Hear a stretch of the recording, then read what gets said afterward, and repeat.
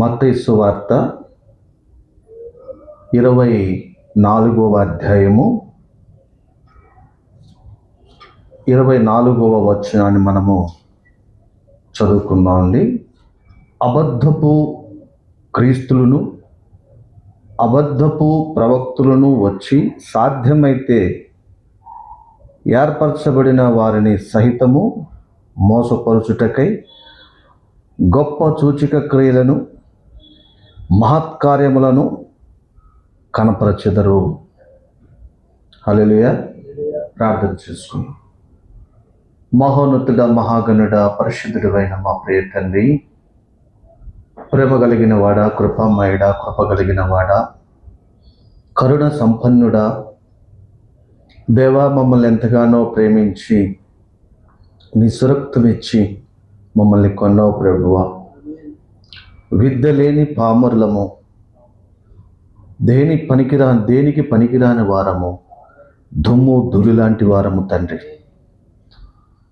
దేవా, వెలివేయబడిన వారము, విసర్జించబడిన వారము మమ్మల్ని పిలిచావు. అక్షరము తెలియని మాకు ప్రభువా, నీ పరిశుద్ధ గ్రంథమును ప్రభువా ప్రతి మాటను బయలుపరుస్తున్నందుకే కృతజ్ఞత స్తుతులు. దేవా, ఇదిగో నాయనా, నీ ప్రణాళిక, నీ ఆలోచన ఏమైనదో మేము ఎరగము. పరిశుద్ధాత్మ తండ్రి, మమ్మల్ని సర్వసత్యంలో నడిపించువాడు నీవే. యేసుక్రీస్తు నామములో నేను ఆహ్వానిస్తున్నాం. నీవే వచ్చి ప్రభువా బోధించమని. నీవే మా మంచి కాపరివి, మా ప్రధాన కాపరివి నాయన. దేవా, ఇదిగో మా అందరికీ నాయన నీవే బోధించి అయా, నీ నామ మహిమార్థమైన మా జీవితాలు సరిచేయబడినట్లు కృప చూపించమని, దీవించమని ప్రభు అయిన యేసుక్రీస్తు నామములో అడిగి ప్రార్థన చేయుచున్నాము. ఆమేన్. వందనాలు అందరికీ. వందనాలమ్మ. God bless you. కూర్చోండి, అందరూ కూర్చోండి. మత్తయి సువార్త 24వ అధ్యాయము 24వ వచనంలో ఇలా రాయబడి ఉంది: అబద్ధ క్రీస్తులను లేచుదురు, అబద్ధ ప్రవక్తులు లేచుదురు, గొప్ప అద్భుతములను ఆశ్చర్యకార్యములను వారు చేసి చూపుదురు. సాధ్యమైతే వారు ఏర్పరచబడిన వారిని కూడా మోసపుచ్చుటకు ప్రయత్నము చేయుదురు. దేవుని నామానికి మహిమ కలుగును గాక. దేవుడి వాక్యాన్ని దీవించును గాక. మరి ఇక్కడ కొన్ని విషయాలు ప్రవక్త చెప్పిన మాట మనం చదువుకుందాం అండి. ఇక్కడ మనము జాగ్రత్తగా గమనించినట్లయితే అబద్ధ క్రీస్తులు లేచుదురు, అబద్ధ ప్రవక్తులు లేచుదురు, గొప్ప అద్భుతములను ఆశ్చర్య కార్యములను వారు చేసి చూపుదురు. సాధ్యమైతే వారు ఏర్పరచబడిన వారిని కూడా మోసపుచ్చుటకు ప్రయత్నము చేయుదురు. ఎంత భయంకరమైన స్థితి చూడండి. ఎవరెవరు వస్తారంట? అబద్ధ క్రీస్తులు. క్రీస్తు కాదు కానీ అబద్ధ క్రీస్తులు, అబద్ధ ప్రవక్తలు. ఎవరిని ఎందుకు వస్తారు వాళ్ళు? ఏర్పరచబడిన వారిని మోసపుచ్చటానికి, ఏర్పరచబడిన వారిని సహితము మోసపుచ్చటానికి లేస్తారు. వాళ్ళు ఏం చేస్తున్నారు? వాళ్ళు అద్భుత కార్యాలు, మహత్కార్యాలు, గొప్ప సూచనలు చూపిస్తారు. ప్రజలందరూ కూడా ఇప్పుడు కోరుకునేది ఏంది? అద్భుతాలు, మహత్కార్యాలు, గొప్ప గొప్ప సూచక క్రియలు. ఇటువంటివన్నీ ఇప్పుడు వాక్యానికంటే కూడా వీటితో ముందుకు వెళ్తూ ఉంటారు. నువ్వు వాక్యం ఏం చెప్పినా వినరు ప్రజలు. ఎక్కడైనా స్వస్థతలు జరుగుతున్నాయి అంటే వెళ్ళిపోతారు. కానీ స్వస్థతలు జరగటం మంచిదే, కానీ ఇక్కడ అబద్ధ ప్రవక్తలు కూడా చేస్తున్నారు. అవి అబద్ధ క్రీస్తులు వచ్చి కూడా చేస్తున్నారు. ప్రజలు అంత వాక్యమే, అంత క్రీస్తే అనుకునే విధముగా భ్రమ జరుగుతుంది. హల్లెలూయా. ఈ కాలములో, 7వ సంఘ కాలములో, ముగింపు కాలములో, అంత్యకాలములో దేవుని వాక్యాన్ని కనుగొనాలంటే చాలా కష్టంగా అయిపోయింది. ఎందుకనంటే వాక్యము ఎలాగైతే ఉంటుందో ఆ విధంగా బోధలు జరుగుతున్నాయి. కానీ వాక్యం కాకపోయినా వాక్యము లాగానే బోధ జరుగుతుంది. అందుకని ప్రవక్త ఏమన్నాడు, నిజమైన సంఘం ఉన్నది మరియు అబద్ధ సంఘం ఉన్నది. ఎన్ని సంఘాలు ఉన్నాయి? 2 సంఘాలు ఉన్నాయి. నిజమైన సంఘం ఉన్నది, అబద్ధ సంఘం కూడా ఉంది. 2 సంఘాలు ఉన్నాయి. నిజమైన ద్రాక్షవల్లి ఉన్నది, అబద్ధ ద్రాక్షవల్లి ఉన్నది. అంతేనా? ఆయన ఏమంటున్నాడు? అబద్ధ ద్రాక్షవల్లి అనగా అబద్ధ సంఘము. ఆయన అంటున్నాడు, అబద్ధ సంఘము, అబద్ధ ద్రాక్షవల్లి ఎల్లప్పుడూ నిజ సంఘము యొక్క స్థానమును ఆక్రమించుటకు ప్రయత్నించును. ఏం చేస్తుంది అది? అబద్ధ సంఘము నిజ సంఘము యొక్క స్థానాన్ని ఆక్రమించటానికి ఫైట్ చేస్తుంది. అబద్ధమై ఉండి నేను నిజమైన ద్రాక్షవల్లిని అని చెప్పుకుంటుంది అది. అబద్ధ సంఘమై ఉండి నేను నిజమైన ద్రాక్షవల్లిని, నిజమైన సంఘాన్ని, నేను నిజమైన దేవుని యొక్క సంఘాన్ని అని చెప్పుకుంటుంది. ఎవరు స్థానాన్ని తీసుకోవటానికంటే నిజమైన సంఘము యొక్క స్థానాన్ని తీసుకోవటానికి. కారు ద్రాక్షవల్లి నిజమైన ద్రాక్షవల్లి యొక్క స్థానము తీసుకోవటానికి ప్రయత్నం చేస్తుంది. ఆమేన్. ఈరోజు భయంకరమైన స్థితిలో పోటీలు పడుతున్నాం. సంఘాలన్నీ కూడా ఎట్లా ఉన్నాయి? ఇప్పుడు పోటీలు పడుతున్నాయి. నేనే నిజమైనది, నేనే నిజమైనది, నేనే నిజమైనది, నేనే నిజమైన సంఘం, నేనే కరెక్ట్ అయిన బోధ బోధిస్తున్నాను, మా సంఘమే కరెక్ట్, మా సంఘమే కరెక్ట్ అని ఆల్రెడీ మన కళ్ళ ముందే చూస్తున్నాం. గొడవలు, భయంకరమైన సేవకుల మధ్య గొడవలు, సంఘాల మధ్య గొడవలు. మా సంఘం గొప్పది, మా సంఘం గొప్పది అంటే అవునా కాదా? పోటీ పడుతున్నారు. అందుకనే ప్రవక్త ఏమంటున్నాడు? ఆయన అంటున్నాడు, అబద్ధ సంఘము, అబద్ధ ద్రాక్షవల్లి ఎల్లప్పుడూ నిజ సంఘము యొక్క స్థానమును ఆక్రమించుటకు ప్రయత్నించును. ఏర్పరచబడిన వారు కాక తానే నిజమైన దానిననియు అధికారము గల దానిననియు పోట్లాడును. హల్లెలూయా. ఎలా పోట్లాడుతుంది? నేనే నిజమైన సంఘము, నేనే నిజమైన ద్రాక్షవల్లిని, నేనే నిజమైన సేవకుని, మాదే నిజమైన సంఘము. ఇలాంటి పోటీలు పడుతూ ఉంటున్నాం ఇప్పుడున్న పరిస్థితుల్లో. మీరు జాగ్రత్తగా గమనించినట్లయితే మనం కొన్ని ప్రకృతిలో కూడా చూడొచ్చు. ఈ సిచ్యువేషన్, ఈ సన్నివేశాన్ని మనం ప్రకృతిలో కూడా చూడొచ్చు. మనము జాగ్రత్తగా గమనించినట్లయితే బంగారాన్ని మనం చూసాం, ఒరిజినల్. అవునా? ఒరిజినల్ బంగారాన్ని మనం చూసాం. నకిలీ బంగారాన్ని కూడా చూసాం మనం. నకిలీ బంగారము, ఒరిజినల్ బంగారము పక్కన పెడితే అది ఒరిజినల్ కాకపోయినా నకిలీ బంగారము నేనే ఒరిజినల్ బంగారాన్ని అని చెప్పుకునే రీతిగా మెరుస్తుంటుంది. మెరవదంటారా? ఖచ్చితంగా మెరుస్తుంది. అది నకిలీ బంగారమే, కానీ ఒరిజినల్ బంగారము ఎలాగైతే ఉందో అలాంటి రూపము కలిగి అది ఎలా మెరుస్తుందో దానివల్ల మెరుస్తుంది నేను బంగారాన్ని. సేమ్ మీరు జాగ్రత్తగా గమనిస్తే ప్రకృతిలో మనం చూడొచ్చు. దొండకాయలు ఉన్నాయి, పిచ్చి దొండకాయలు కూడా ఉన్నాయి. వాటి యొక్క గుణము రెండింటిని కలిపితే ఏది పిచ్చిదో ఏది మంచిదో తెలియనంత విధానములో వాటి రూపాలు కనపడతాయి. అవునంటారా? దోసకాయలు మీరు చూడండి, మన ఇంటికి దోసకాయలు వస్తాయి. ఏది చేదో ఏది పండో మనం గుర్తుపట్టలేనంత విధముగా ఆ రెండు ఒకే విధంగా ఉంటాయి. ఉంటాయా ఉండవా? సేమ్ అదే విధంగా ఉంటాయి. మీరు జాగ్రత్తగా గమనించండి. ఈ బంగారం యొక్క గుణాన్ని ఎప్పుడు తెలుసుకుంటాం మనం అది బంగారమో కాదు అని? కంసులు అతని దగ్గరికి వెళ్ళినప్పుడు అది బంగారమా నకిలీ బంగారమా అనేది తెలిసిద్ది, బట్ట బయలైపోద్ది.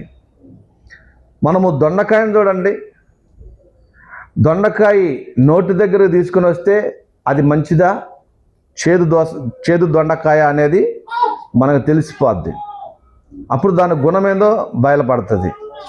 సేమ్ ఆ విధంగానే దోసకాయను కూడా మీరు చూడండి, అది చేదా పండు అనేది మన నేలక దగ్గర తీసుకొని వస్తేనే తెలిసిపోద్ది. ఆ విధంగానే మన ఒరిజినల్ నోటు దొంగ నోటు రెండు ఉంటాయి, కానీ ఒకేలాగా ఉంటాయి. కానీ మనము బ్యాంకు దగ్గరికి వెళ్ళినప్పుడు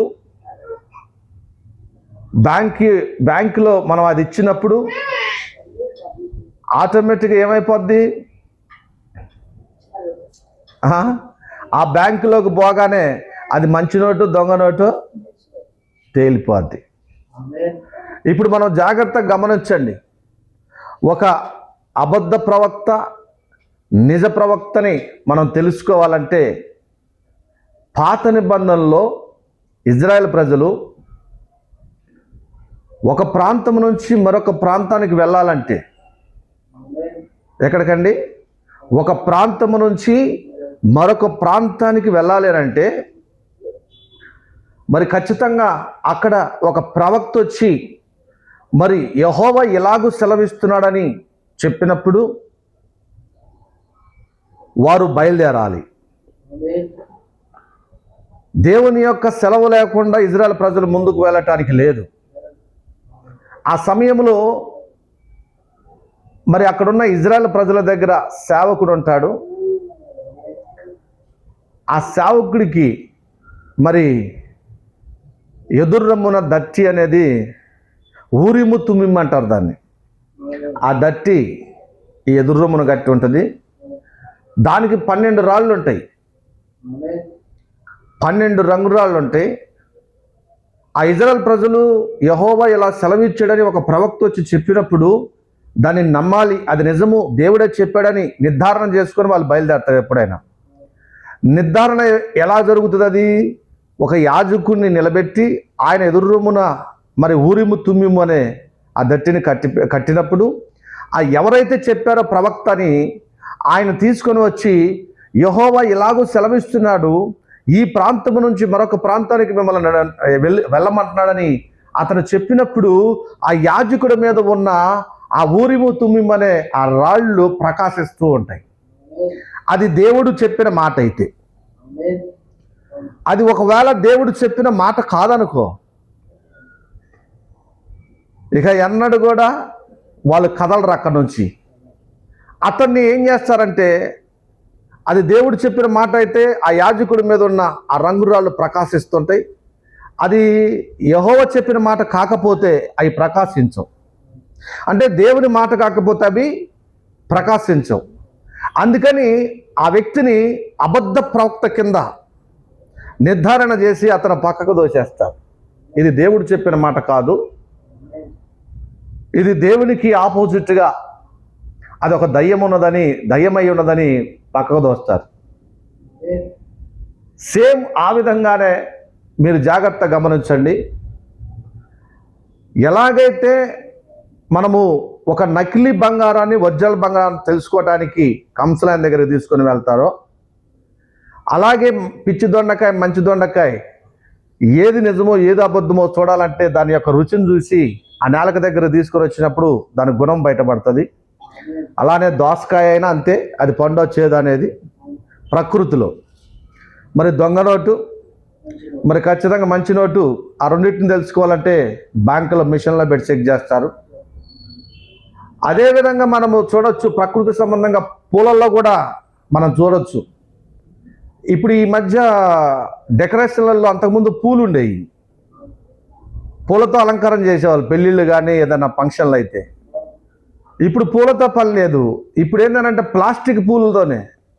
నేను మొన్న ఒక పెళ్ళికి వెళ్ళాను. పెళ్ళికి వెళ్ళినప్పుడు వాటిని చూస్తే నిజమైన పూల్లాగా ఉండేవి. నేను నమ్మలేక పోయి పట్టుకొని చూసా వాటిని.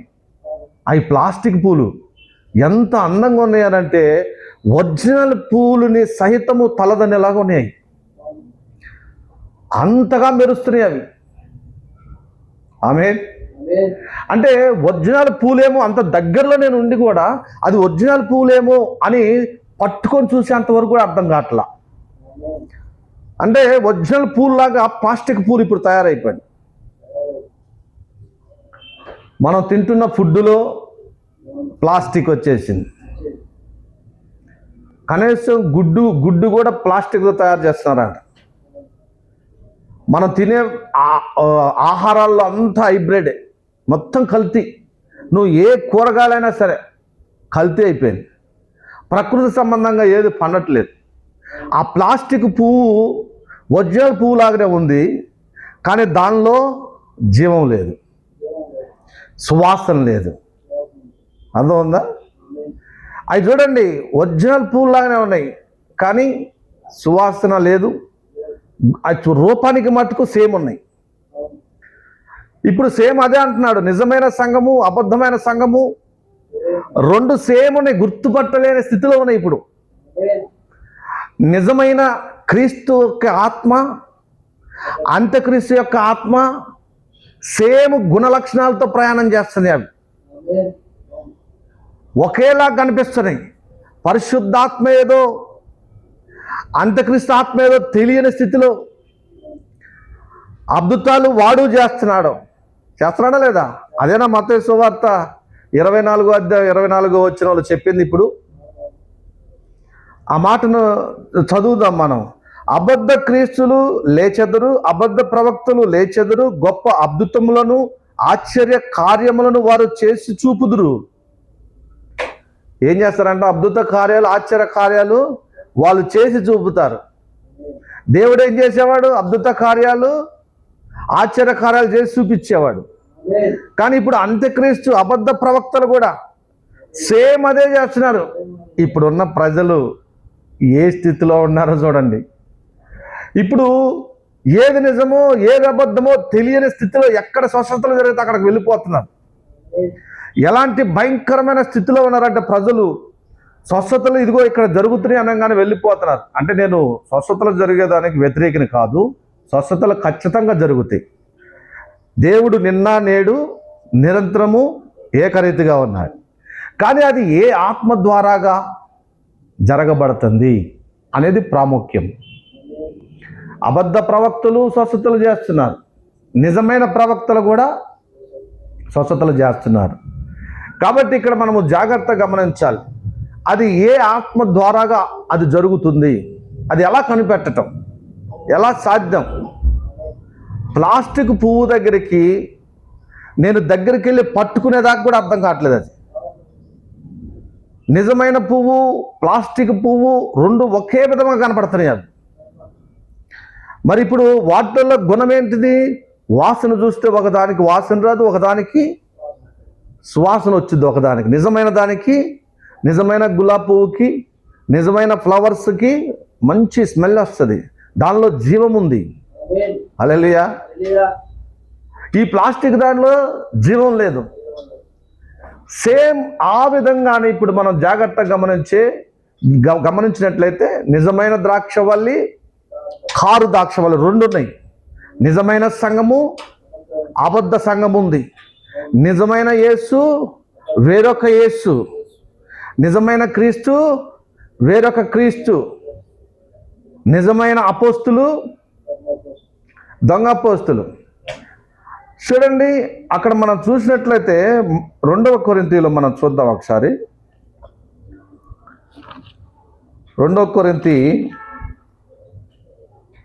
11వ అధ్యాయము 4వ వచనం చూద్దాం. ఏలయనగా వచ్చినవాడు ఎవడైనను మేము ప్రకటింపని మరి యొక్క యేసును ప్రకటించినను, అంటే అపోస్తులు ప్రకటించని మరి యొక్క యేసును, అంటే అపోస్తులు ప్రకటించిన యేసుగాక ఇంకొక యేసు ఉన్నాడని చెప్తున్నాం. ఇక్కడ చూడండి ఎలా ఉందో పరిస్థితి. ఇవాళ రేపు సంఘస్థులు వాక్యాలు చూడట్లేరు సహోదరులు. వాక్యాలు చూసే పని లేదు కానీ సంఘాలు చూస్తున్నారు, సేవకులు చూస్తున్నారు, వెళ్ళి పెద్ద పెద్ద మందిరాలు చూసుకుంటున్నారు. ఒక విశ్వాసి అలా చూడ్డు. ఒక విశ్వాసి వాక్యాన్ని చూస్తాడు, ఒక విశ్వాసి వ్యక్తిని చూడ్డు. ఒక నిజమైన విశ్వాసి వాక్యాన్ని చూస్తాడు. వాక్యము ఏమి చెప్తుందో వాక్యముతో వినటానికి ఉండటానికి ఇష్టపడతాడు. హల్లెలూయా. నిజమైన విశ్వాసి చేసే పని అదే. ఆమేన్. ఇక్కడ వాక్యం ఏం తెలియపరుస్తున్నది? 2 కొరింథీ 11వ అధ్యాయము 4వ వచనములో ఏలయనగా వచ్చినవాడు ఎవడైనను, ఎవరు వస్తారు? వచ్చినవాడు ఎవరు? సువార్త చెప్పటానికి వచ్చినవాడు, వాక్యాన్ని బోధించడానికి వచ్చినవాడు, అంతేనా? ఉపదేశించటానికి వచ్చినవాడు, అంతేనా? కాపరగా వచ్చినవాడు, అంతేనా కదా? ప్రవక్తలుగా వచ్చినవాడు, అపోస్తులుడిగా వచ్చినవాడు ఎవడైనను, అదే చెప్తున్నాడు పౌలు గారు. ఎవడైనను మేము ప్రకటింపని మరి యొక్క యేసును ప్రకటించినను, అంటే వారు ప్రకటించిన యేసుగాక మరొక్క యేసు ఉన్నాడు అని చెప్తున్నాడు ఆయన. హల్లెలూయా. మేము ప్రకటించిన యేసుగాక మరొక్క యేసు ఉన్నాడు అంటే ప్రకటించినను అని అంటున్నాడు. ఇంకో మాట ఏమంటున్నాడు ఆయన అక్కడ చూడండి. లేక మీరు పొందని మరి యొక్క ఆత్మను మీరు పొందినను, అంటే ఇంకొక ఆత్మ కూడా ఉందా లేదా? ఇంకొక ఆత్మ కూడా ఉంది. యేసున్నాడు, మరొక యేసున్నాడు, ఆత్మ ఉంది, మరొక ఆత్మ ఉంది. వీటిని చూడండి, జాగ్రత్తగా గమనించండి. అందుకనే 2 సంఘాలను చూపిస్తున్నాడు ఆయన. అబద్ధ సంఘం ఉంది, నిజమైన సంఘం ఉంది. నిజమైన ద్రాక్షవలి ఉంది, కారు ద్రాక్షవలి ఉంది. మనం ఏం చెప్పుకున్నాం? నిజమైన దొండకాయ ఉంది, అబద్ధపు దొండకాయ ఉంది. నిజమైన దోసకాయ ఉంది, అబద్ధపు దోసకాయ ఉంది. నిజమైన నోటు ఉంది, అబద్ధపు నోటు ఉంది. నిజమైన బంగారం ఉంది, అబద్ధపు బంగారం కూడా ఉందా లేదా? ఇప్పుడు అంతేకాదు, ఆయన ఏమంటున్నాడు ఇంకా కింద, మీరు అంగీకరింపని మరి యొక్క సువార్త మీరు అంగీకరించినను, అంటే సువార్త అంటే వాళ్ళు అంగీకరించిన అక్కడ ఉన్న ఆ ప్రజల గురించి చెప్తున్నాడు. ఆ కొరింథీలో ఉన్న ఆ ప్రజల గురించి చెప్తున్నాడు పౌలు గారు.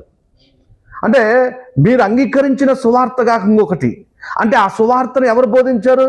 అపోస్తులు. ఆ ఆత్మను ఎవరు పరిచయం చేశారు? అపోస్తులు. ఆ క్రీస్తుని ఎవరు పరిచయం చేశారు? అపోస్తులు. వారు పరిచయము చేసిన క్రీస్తు గాక, వారు బోధించిన బోధ గాక, వారు ద్వారాగా పొందుకున్న ఆత్మ కాక, అంటే ఆ బోధ ద్వారాగా అది విశ్వసించినప్పుడు ఆ పరిశుద్ధాత్మను ప్రజలు పొందుకొని ఉన్నారు. హల్లెలూయా. పౌలు గారు యేసుక్రీస్తులోనికి బాప్తిసం ఇచ్చినప్పుడు 12 మంది మీద వాళ్ళ నెత్తి మీద చేయి పెట్టినప్పుడు ఏం పొందుకున్నారు వాళ్ళు? పరిశుద్ధాత్మని. అంటే వారి ద్వారాగా వచ్చిన ఆత్మ కాకుండా, వారి ద్వారాగా వచ్చిన ఆ బోధ కాకుండా, వారి ద్వారాగా ప్రకటించబడుతున్న ఆ క్రీస్తు కాకుండా, ఆ యేసు కాకుండా మరొక యేసు, మరొక సువార్త, మరొక ఆత్మ ఉందన్నాడు ఆయన. హల్లెలూయా. అంటే ఏ సేవకుడైనా అపోస్తులు ఏదైతే బోధించారో అదే బోధించాలి, వేరేదేది బోధించకూడదు. అంతేనా? ఇంతాక నేను ఊరిము తుమ్మిము గురించి చెప్పాను. ఇజ్రాయేలీలు ఒక దగ్గర నుంచి ఇంకొక ప్రాంతానికి వెళ్ళాలంటే దేవుని ఆజ్ఞ లేకుండా వాళ్ళు వెళ్ళరు. ఆజ్ఞ కావాలంటే ప్రవక్త ద్వారాగానే దేవుని మాట ఎవరి దగ్గరికి వస్తుందండి? దేవుని వాక్యం ఎవరి దగ్గరికి వస్తుంది? ఫస్ట్ ప్రవక్త దగ్గరికి వస్తుంది. ఎవరి దగ్గరికి రాదు, ప్రవక్త దగ్గరికి వస్తుంది. ప్రవక్త దగ్గర నుంచి సేవకుడి దగ్గరికి, సేవకుడి దగ్గర నుంచి సంఘములోనికి ప్రవేశించాలి వాక్యం. హల్లెలూయా. అందుకనే మనం మోసే గారిని చూడొచ్చు. మోసే గారిని ప్రవక్తగా పెట్టాడు, అహరోన్ని సేవకుడిగా పెట్టాడు. మీరు జాగ్రత్తగా గమనించండి. మోసే గారు ఆ వాక్యము తీసుకొని వచ్చిందాకా ఉండకుండా సంఘముతో అతను ఆరాధన నడిపిస్తున్నప్పుడు అక్కడ ఒక దూడను చేసుకొని ఆరాధన చేస్తున్నారు. అంటే వాక్యము ప్రవక్త దగ్గరకు వస్తుంది, అంతేనా? వాక్యము ప్రవక్త దగ్గరకు వస్తుంది. ప్రవక్త దగ్గర నుంచి ఎవరు తీసుకోవాలి? సేవకుడు తీసుకోవాలి. ప్రవక్త లేకుండా సేవకుడు బోధ చేస్తున్నాడంటే దానికి అర్థం అదిగో అక్కడ అహరోను ఆయన ఇంకా ఆ మోసే గారు ఇంకా వాక్యం తేక ముందే ఎలాగైతే బోధ చేస్తున్నాడో, ఎలాగైతే ఆరాధన జరుగుతున్నాయో ఒక దూడను చేసుకున్నట్టు ఈ కాలంలో కూడా 7వ సంఘ కాలంలో కూడా దేవుడు తన ప్రవక్తను పంపాడు. ఇప్పుడు దేవుడు తన ప్రవక్తను పంపినప్పుడు ఆ ప్రవక్తకి వాక్యం ఇచ్చినప్పుడు ప్రజలు ఇచ్చలవిడితనములో ఉన్నారు పొమ్మని ఆ రోజు మోసే గారి దగ్గర ఎలా చెప్పాడు? వాళ్ళు కింద గోల చేస్తున్నారు, అల్లరి చేస్తున్నారు, చూడుపు వాళ్ళు ఆ ప్రజలు ఏం చేస్తున్నారు? చూడుపు మోసే అని అన్నాడు వాక్యం ఇచ్చి. ఆయన వాక్యం పట్టుకొని వచ్చేసరికి ఏం చేస్తున్నారు? భయంకరమైన దూడతో ఆరాధన, ఎగురుడు, తినుడు, తాగుడు, ఇష్టం వచ్చినట్టు జరుగుతుంది అక్కడ. ప్రవక్త లేకపోతే ఏమంటారు? ప్రవక్త లేకపోతే గందరగోళంగా ఉంటుంది అక్కడ. దేన్ని ఆరాధిస్తున్నారో తెలియదు. ఎందుకనంటే వాక్యము ఎప్పుడైనా ప్రవక్త దగ్గరికే వస్తుంది. ఇలా మనుషులు చూడండి, 7వ సంఘ కాలంలో చాలామంది ప్రవక్తలని చెప్పుకుంటున్నారు. కొంతమంది ప్రవక్తలు ప్రవచించారు, అవన్నీ ఫెయిల్ అయినాయి. జనానికి కొంచెం ఆలోచన ఉండాలిగా. ఇజ్రాయెల్ ప్రజలు నమ్మరు. ఎందుకు నమ్మరంటే అబద్ధంగా ఏదైనా ఉందంటే వాళ్ళు నమ్మరు, ఇంకా ఆ వ్యక్తిని పట్టించుకోరు. మీరు జాగ్రత్తగా గమనించండి. ఊరిము తిమ్మిమును ఆయన యాజకుడికి ఆ ఎదురు రొమ్ముల మీద గట్టిగా కట్టినప్పుడు ఇప్పుడు ఆ ప్రవక్త ఎవరైతే యెహోవా ఇలా సెలవిచ్చాడని అది ఆ ప్రవక్త దగ్గరికి వాక్యం వస్తుంది కాబట్టి ఆ ప్రవక్త ఆ మాటను తీసుకొని వచ్చినప్పుడు ఆ యాజకుడి మీద ఉన్న ఆ ఊరిము తుమ్మిము అనేది ప్రకాశిస్తుంది. అది 12 రంగు రాళ్ళు అవి ప్రకాశిస్తాయి. అవి అప్పుడు ఏదైతే దేవుని యొక్క వాక్కు వాటి మీద పడుతుందో అది ప్రకాశిస్తూ ఉంటుంది. అది అప్పుడు అక్కడ ఉన్న ప్రజలు ఏం చేస్తారంటే ఇది దేవుని మాటను ప్రయాణం చేస్తారు. అది ప్రకాశించకపోతే ఇంకా అతను ప్రవక్త కాదని నిర్ధారణ అయిపోయి అతని మాట వినరు. అది నిజమైన విశ్వాసులు చేసే పని. ఈరోజు మీరు జాగ్రత్తగా గమనించండి. ఆ ఊరిము తుమ్మిములో ఎన్ని రాళ్ళు ఉన్నాయండి? 12 రాళ్ళు ఉన్నాయి. ఆ 12 రాళ్ళు దేనికి దృశ్యాంతరంగా ఉన్నాయంటే అపోస్తులకు దృశ్యాంతరంగా ఉన్నాయి. హల్లెలూయా. మీరు జాగ్రత్తగా గమనించండి. ఆ 12 రాళ్ళు అపోస్తులకు దృశ్యాంతరంగా ఉన్నాయి. ఎవరైనా వచ్చి అపోస్తుల బోధ కాకుండా ఏ బోధన ప్రకటన చేస్తున్నారంటే అపోస్తులు ప్రభువైన యేసుక్రీస్తు నామములో బాప్తిసం ఇచ్చారు, అంతేనా? యేసుక్రీస్తు నామములో బాప్తిసం ఇచ్చారు. పౌలు గారు ఇచ్చారు, పేతురు గారు ఇచ్చారు, ఫిలిప్ ఇచ్చాడు, అనానీయ ఇచ్చాడు. త్రిత్వములో ఎక్కడైనా బాప్తిసం ఇచ్చినట్టు మీరు చూడగలుగుతారా?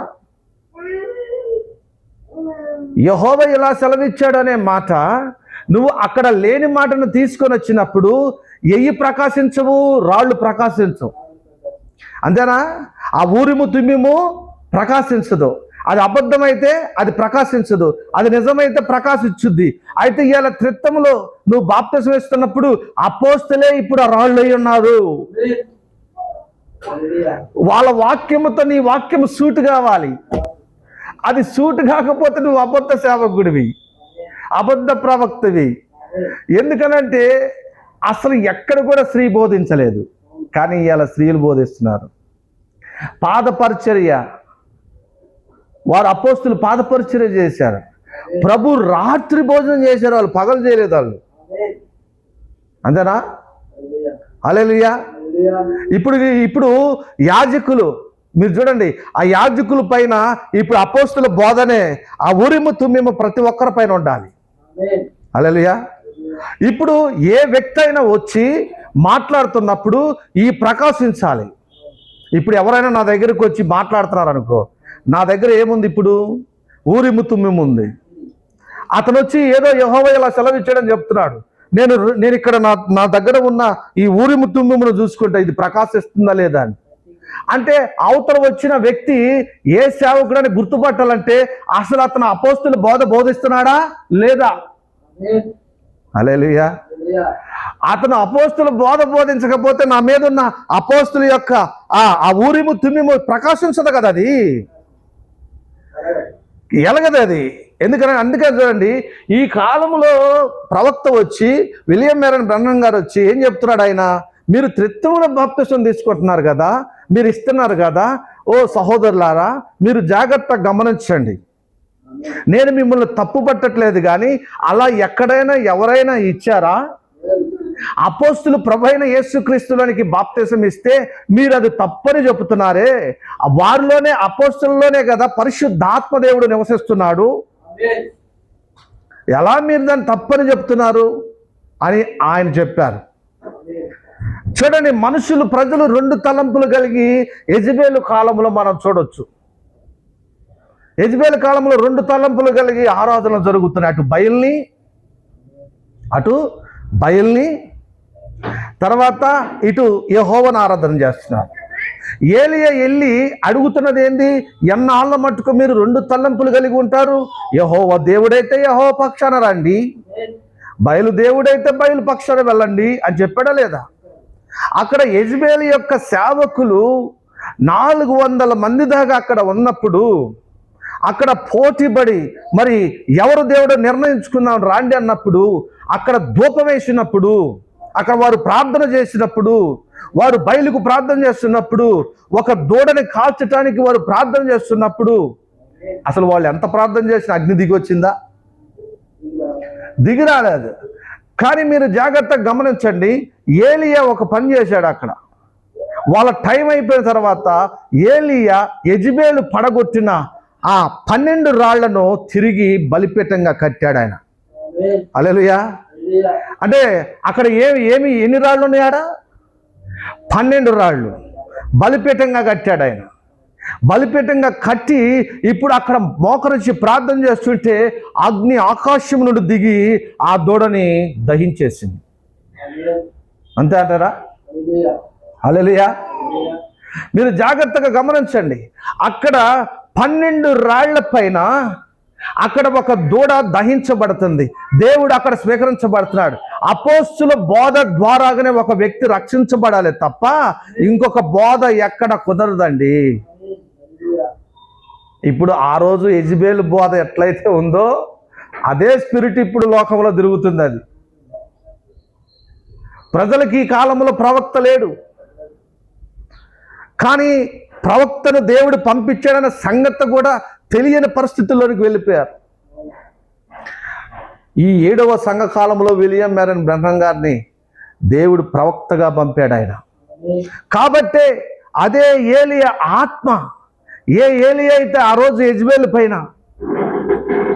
మరి సవాలు విసిరి ప్రార్థన చేసి దేవుని యొక్క అగ్ని దిగేలాగా ఆయన శబ్దము చేసి యెజబేలు పైన మరి ఆ రోషం కలిగిన వాడిగా ఎలాగైతే బోధించాడో, సేమ్ అదే విధంగా ఈ కాలములో, 7వ సంఘ కాలములో, ఈ అంత్య కాలములో, ఈ ముగింపు కాలములో యెజబేలు బోధలు,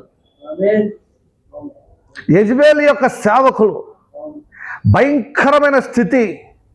మీరు చూడండి, పెదాలకు రంగులు వేస్తున్నారు, ఎంట్రుకలు కట్ చేసుకుంటున్నారు, మేకప్లు వేస్తున్నారు. అసలు స్త్రీలు బోధించటం ఇచ్చలవిడితనం అయిపోయింది. మనం ఇప్పుడు చూస్తూనే ఉన్నాం.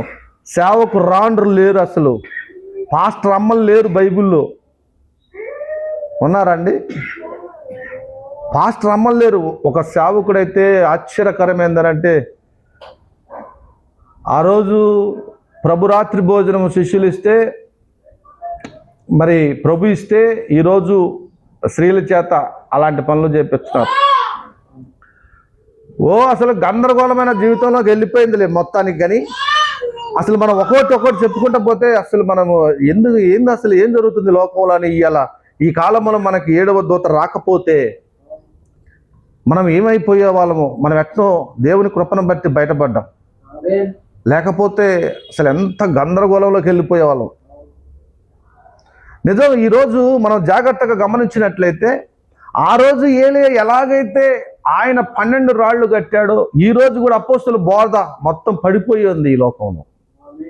అపోస్తులు నిద్రించిన తర్వాత అపోస్తుల బోధ యెజబెలు దాని యొక్క ఆత్మ మళ్ళా తిరిగి వచ్చి ప్రజల్లో ప్రవేశించి అపోస్తుల బోధ లేకుండా విచ్చలవిడితనంలోకి పోతే ఇప్పుడు మళ్ళీ రోషం కలిగిన ఆ ఏలియాని ఈ కాలంలో మళ్ళా విలియం మేరన్ బెన్హం గారిలోనికి ఏలియా ఆత్మను పంపి తిరిగి మళ్ళీ అపోస్తుల బోధను మరి సహోదరుడి ద్వారా కట్టబడింది. హల్లెలూయా. అందుకని ఈ కాలంలో మళ్ళా మనం ఏం చేస్తున్నాం? నాయన అటున్న మనము, లోకానుసారంగా ఉన్న మనము, సిద్ధాంతంలో ఉన్న మనము, ఒకప్పుడు డినామినేషన్లో ఉన్నప్పుడు ఏం చేసేవాళ్ళం? ప్రార్థన అయిపోగానే ఇంటికి వెళ్ళి సీరియల్ చూసేవాళ్ళం, సినిమాలు చూసేవాళ్ళం, క్యామెరాలు చూసేవాళ్ళం, టీవీలు పెట్టుకునే వాళ్ళం. ఈరోజు మన ఇళ్ళల్లో టీవీలు ఉన్నాయా? ఎలా ఇది జరుగుతుంది? మరి ఈ కాలంలో వచ్చిన ప్రవక్త చెప్పినప్పుడు భయం వేస్తుంది. ఇంత భయంకరంగా ఉందా లోకం అని. ఈరోజు మన దాంట్లో స్త్రీలు బోధిస్తారా? బోధించరు. కారణం ఏంటిది? వాక్యము ఉన్నది ఉన్నట్టుగా తిరిగి అపోస్తుల బోధ మరలా కట్టబడింది. హల్లెలూయా. ఎవరైనా అపోస్తుల బోధ దగ్గరికి వస్తేనే ఆ సత్యమైన వాక్యాన్ని గ్రహిస్తారే తప్ప లేకపోతే గ్రహించలేరు. హల్లెలూయా. అందుకని మీరు జాగ్రత్తగా చూడండి.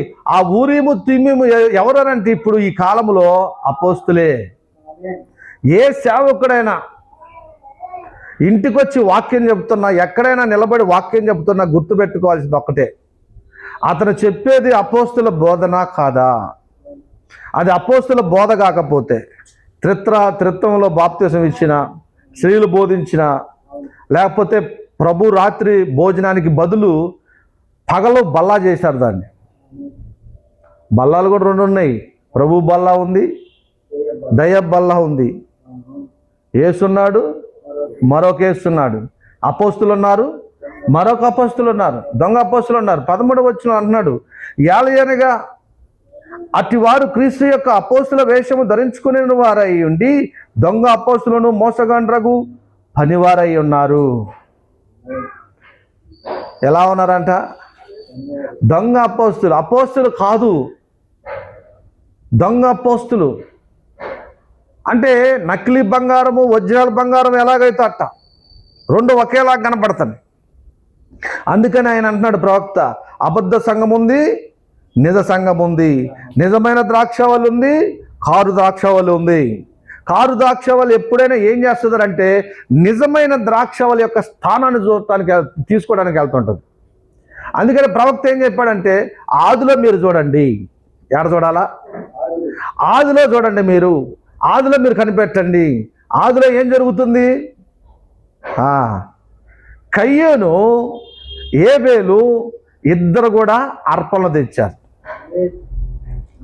ఒకరు ఏం అర్పణలు తెచ్చారు? పూలు, ఫలాలు. అవునా? పొలములో నుంచి అనేకమైన తీసుకొచ్చి అర్పణ చేస్తున్నాడు. ఎవరు? కయ్యేను. ఏబేలు ఏం చేస్తున్నాడు? తన మందల నుంచి శ్రేష్టమైన గొర్రె పిల్లను తీసుకొని వచ్చి దేవునికి అర్పిస్తున్నాడు.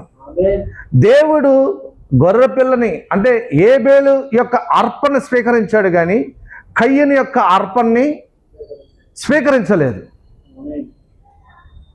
కయ్యను యొక్క అర్పణ దేవుడు స్వీకరించలేదు, ఏబేలు యొక్క అర్పణ స్వీకరించాడు. కారణం ఏంటనంటే ఒక పాపిని విమోచించేది రక్తం. హల్లెలూయా. రక్తము ఎప్పుడైనా పూలల్లో ఉండదు, ఫలాలలో ఉండదు, గింజలలో ఉండదు. అది అవునా కాదా? కొంతకాలమైన తర్వాత కయ్యూరు పొలము పంటలో కొంత యెహోవాకు అర్పణగా తెచ్చును. ఏబేలు కూడా తన మందలో తొలుసూలున పుట్టిన వాటిల్లో కొవ్విన వాటిని కొన్ని తెచ్చెను. యెహోవా ఏబేలును అతని అర్పణను లక్ష్య పెట్టెను, ఆ కయ్యనును అతని అర్పణను ఆయన లక్ష్య పెట్టలేదు. కాబట్టి కయ్యనుకు మిక్కిలి కోపము వచ్చి అతడు తన ముఖము చిన్నబుచ్చుకునెను. ఒకడు దుష్టుడు కయ్యను, అతని తండ్రి వంటి వాడు. అంటే కయ్యను ఎవరు? దుష్టుడు. తన తండ్రి వంటి వాడు. తన తండ్రి ఎవరు? దుష్టుడు. అందుకని చూడండి, ఇప్పుడు అక్కడ కయ్యను తీసుకొచ్చిన అర్పణలో రక్తం లేదు. ఆమేన్, హల్లెలూయా. కయ్యను తీసుకొచ్చిన అర్పణలో రక్తం లేదు. ఏబేలు తెచ్చిన అర్పణలో రక్తం ఉంది. విమోచన మరి దేనిలో ఉంది? రక్తము, క్రయదానము, వెల చెల్లించుట, రక్తమును. హల్లెలూయా, ఆమేన్. మరి ఇప్పుడు ఒక పాపిని విమోచించేది రక్తము. ఏబేలు ఏం చేశాడు? గొర్రెపిల్లని తీసుకొచ్చాడు. అతనిలో ప్రత్యక్షత ఉంది, కయ్యూనులో ప్రత్యక్షత లేదు. మీకు అర్థమవుతుందా? అందుకనే మీరు జాగ్రత్తగా గమనించండి. ఇప్పుడు ఈ ఇద్దరిని తీసుకొచ్చిన ఒక్కరి దగ్గరనే దేవుడు అర్పణ తీసుకున్నాడు. ఎక్కడి నుంచి తీసుకున్నాడంటే మరి గొర్రెపిల్లను వధించిన ఏబేలు దగ్గర నుంచే ఆ ఏబేలు యొక్క అర్పణ తీసుకున్నాడు. హల్లెలూయా. కయ్యను యొక్క అర్పణ తీసుకోలేదు. కారణం ఏంటంటే దేవుడు ఒక పాపిని విమోచించటానికి ఆయన ఒకనాడు ఆయన లోక పాపమును మోసుకొని పోవు దేవుని గొర్రెపిల్లగా రాబోతున్నాడు. విమోచన ప్రణాళిక అంతా కూడా ఆ గొర్రెపిల్లలోనే అనగా క్రీస్తులోనే పెట్టాడు. ఆయన రక్తం వలన మనమందరం కూడా విమోచించబడాలి. పాప పరిహారము మనందరి నిమిత్తము ఆయన చెయ్యాలి. హల్లెలూయా. అందుకని ఇక్కడ మీరు జాగ్రత్త చూడండి. ఇతనేమో ప్రత్యక్షతతో కాకుండా కయ్యూను జ్ఞానముతో, తన సొంత ఆలోచనతో, తన సొంత నిర్ణయంతో మరి అతను అర్పణలు చేస్తున్నాడు. అది సంఘమే, ఇది కూడా సంఘమే. రెండు సంఘాలే, ఇద్దరు బోధకులే, అంతేనాడారా? అందుకని ఈరోజు ఈ కాలంలో కూడా మనం చూసినట్లయితే ఒకటి త్రిత్వంలో బాప్తిసం జరుగుతుంది, ఒకటేమో ప్రభువైన యేసుక్రీస్తులో జరుగుతుంది. ప్రభువైన యేసుక్రీస్తులోనికి బాప్తిసం ఇచ్చింది అపోస్తులు. త్రిత్వంలో మటుకు ఇంతవరకు బాప్తిసం ఇచ్చిన దాఖలు బైబిల్లో కనపడవు. ఈ త్రిత్వంలో బాప్తిసం ఇచ్చేది అసలు ఎక్కడి నుంచి వచ్చింది?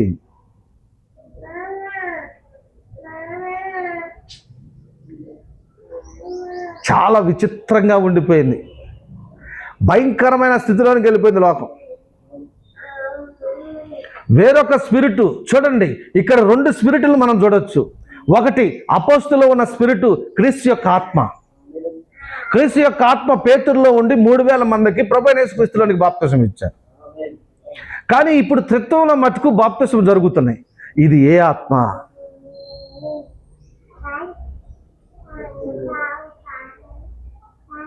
చూడండి, ఇది ఏ ఆత్మ? క్రీస్తులోనికి బాప్తిసం తీసుకున్నప్పుడు క్రీస్తు ఆ వ్యక్తి కొరకు ఆయన చనిపోతాడు, ఆయన పాప పరిహారం చెల్లిస్తారు. క్రీస్తులో నుంచే ఆయన అర్పణ. ఇప్పుడు ఎవరైతే క్రీస్తును గొర్రెపిల్ల, ఇప్పుడు ఆయనే లోక పాపను మోసుకొని పోవు దేవుని గొర్రెపిల్ల ఆయనే. ఇప్పుడు ఎవరైతే క్రీస్తును తీసుకుని వెళ్తారో, క్రీస్తులోనికి బాప్తిసం తీసుకుంటారో, ఆయన ఆ వ్యక్తి కోసం చనిపోతాడు. పాత నిబంధనలో ఒక పాపి ఏం తీసుకొని పోవాలి? యాజకుడి దగ్గరికి గొర్రెపిల్లని తీసుకొని పోవాలి, అంతేనా? గొర్రెపిల్లని తీసుకొని పోవాలి.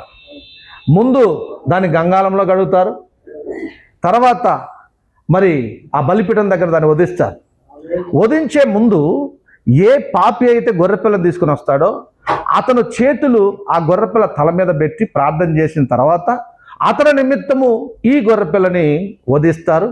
అది అతని నిమిత్తము అల్లాడి చనిపోతుంది. హల్లెలూయా. అది ఎందుకు చనిపోతుంది? ఒక పాపి నిమిత్తం చనిపోతుంది పాత నిబంధనలో. అది ఇప్పుడు ఒక వ్యక్తి నువ్వు త్రిత్వంలో తీసుకొని వెళ్తున్నాడు, ఒక వ్యక్తిని, ఒక పాపిని త్రిత్వంలో తీసుకొని పోతున్నాడు. బలిగా వెళ్ళింది ఒక్కడే క్రీస్తు, లోక పాపమును మోసుకొని పోవు దేవుని గొర్రెపిల్ల. అయితే నువ్వు ఏం తీసుకొని పోవాలి? ఆ గొర్రెపిల్లని తీసుకొని పోవాలి. గొర్రెపిల్లని ఎలా తీసుకొని వెళ్ళాలి? నువ్వు క్రీస్తులో బాప్తిసం పొందినప్పుడు ఇప్పుడు ఆయన నీ నిమిత్తము ఆయన సరిపోతాడు. అది నీకు వర్తిస్తుంది. ఆయన రక్తము నిన్ను విమోచించుద్ది. నీ నిమిత్తము క్రయదానము చెల్లించుద్ది, నిన్ను రక్తము వెలబెట్టి కొని నిన్ను పరిశుద్ధుడిగా నీతిమంతులుగా నిలబెట్టుద్ది. ఆ రక్తము నిన్ను కడిగినప్పుడు ఆత్మ నీలోనికి వచ్చి నిత్య జీవాన్ని ఇచ్చుద్ది. హల్లెలూయా. అయితే ఇప్పుడు మనుషులు ఏం చేస్తున్నారు? ఇంకొక ఆత్మ, ఇంకొక స్పిరిట్, వేరొక స్పిరిట్ ఏం చేస్తుందంటే అది ఆటోమేటిక్గా త్రిత్తలో తీసుకొని పోయి అసలు బలే లేకుండా చేస్తుంది వాళ్ళకి. ఎందుకంటే అపోస్తుల్లో మనం చూడొచ్చు, పరిశుద్ధాత్మ దేవుడి అపోస్తుల్లో ఉంది. అపోస్తులో ఉండి 3000 మందికి క్రీస్తులోనికి బాప్తిసం ఇచ్చింది ఆయనే. ఆ శరీరంలోని గినక వెళ్ళకపోతే ఒక వ్యక్తి విమోచించబడ్డు. ఎందుకంటే ఒక పాపిని సిలువేసి అతన్ని గందరగోళంగా హింసించటం అనేది చాలా భయంకరమైన స్థితి. కాబట్టి ఏ వ్యక్తిని అలా తీసుకుని వెళ్ళకుండా దేవుడే స్వయంగా ఆ వ్యక్తి కొరకు చనిపోతున్నాడు ఆయన. హల్లెలూయా. అటువంటి స్థితి నుండి ఈరోజు చూడండి ప్రజలు ఏ స్థాయికి వెళ్ళిపోయారంటే మొత్తం కూడా మరి వేరొక స్పిరిటు, వేరొక బోధ, అపోస్తుల బోధ కాదు. ఏ వ్యక్తినైనా మీరు చూడండి, మరి ఊరిము తుమ్మిము ఇప్పుడు ఎవరండి? అపోస్తులే. ఏ వ్యక్తినైనా, ఏ సేవకునైనా, ఏ ప్రవక్తనని చెప్పుకుంటున్నా కానీ ఆ వ్యక్తిని ఎక్కడ తీసుకొని రావాలంటే వాక్యం దగ్గర తీసుకొని రావాలి. నేను ఫస్ట్ ఏం చెప్పాను? నేను ఒక ఒరిజినల్ బంగారము, డూప్లికేట్ బంగారాన్ని కంసలాయన దగ్గర తీసుకొని వెళ్ళాలి. మరి పిచ్చి దొండకాయ మంచి దొండకాయ తెలుసుకోవాలంటే నేలక దగ్గర తీసుకురావాలి. మంచి బంగారమా చెడ్డ బంగారమో తెలియాలంటే మంచి నోట దొంగ నోట తెలియాలంటే బ్యాంక్ దగ్గరికి వెళ్ళాలి. అవునా కాదా? ఇవాళ నిజమైన పాస్టరో అబద్ధమైన పాస్టర్నో తెలియాలంటే, అది నిజమైన సంఘం అబద్ధమైన సంఘం నీకు తెలియాలంటే వాక్యం దగ్గర తీసుకొని రావాలి, అపోస్తుల బోధ దగ్గర తీసుకొని రావాలి. వాళ్ళల్లోనే పరిశుద్ధాత్మ ఉంది, ఇంకెవరిలో లేడు. కాబట్టి సహోదరులారా, మరి నేను ఇంకా చాలా చెప్పవలసి ఉంది కానీ టైం లేదు కనుక నేను ముగిస్తున్నాను. మరొకసారి చెప్పుకుందాం అండి.